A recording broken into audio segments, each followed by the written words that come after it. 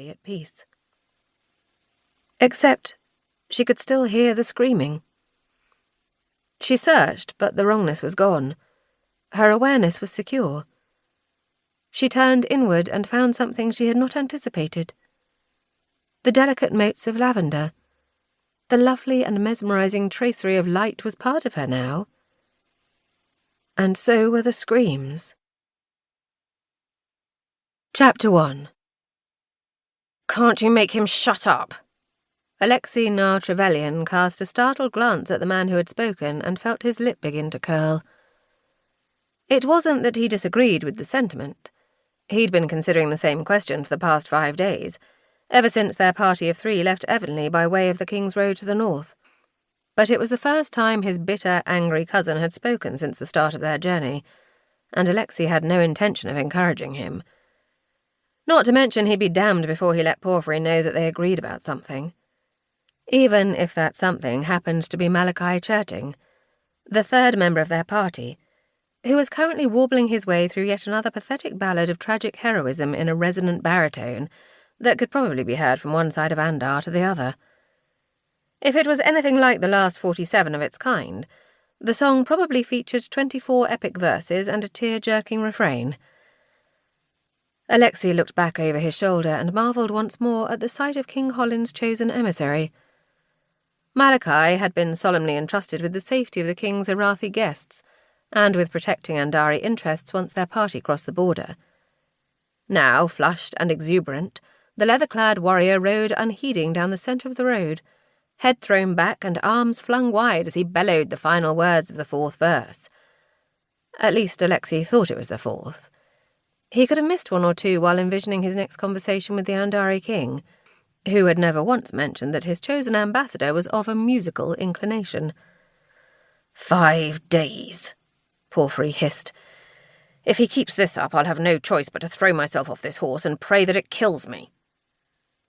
Alexei refused to allow his face to show his feelings. Instead, he reined his mount sharply and dropped back to ride next to the Andari, who paused his song and smiled.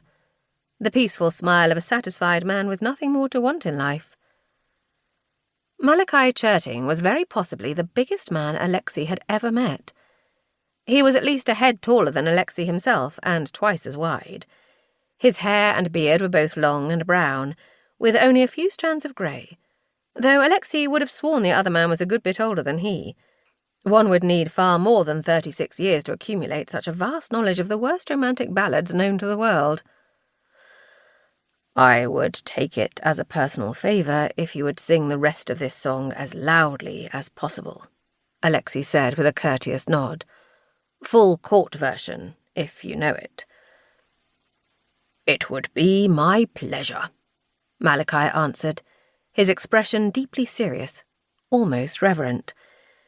"It's a great pity you cannot experience the intended harmonies. The last 17 verses represent some of the most beautiful and moving work from the early foundations of Andari epic poetry." "I look forward to hearing it."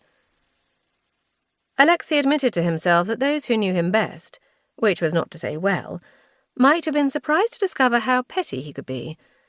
The thought did not disturb him as much as it probably should have. He had earned his revenge, petty and otherwise. "Perhaps after the final verse we might find a place to camp," he continued. Petty he might be, but not dangerously insane. 17 more verses was as far as he was prepared to go for retribution's sake. Malachi nodded and burst into song once more, while patting the neck of his remarkably impassive mount with spiked leather gauntlets. The enormous piebald mare, who stood several hands taller than Alexei's own horse and had hooves the size of Alexei's head, seemed well used to her master's eccentricities.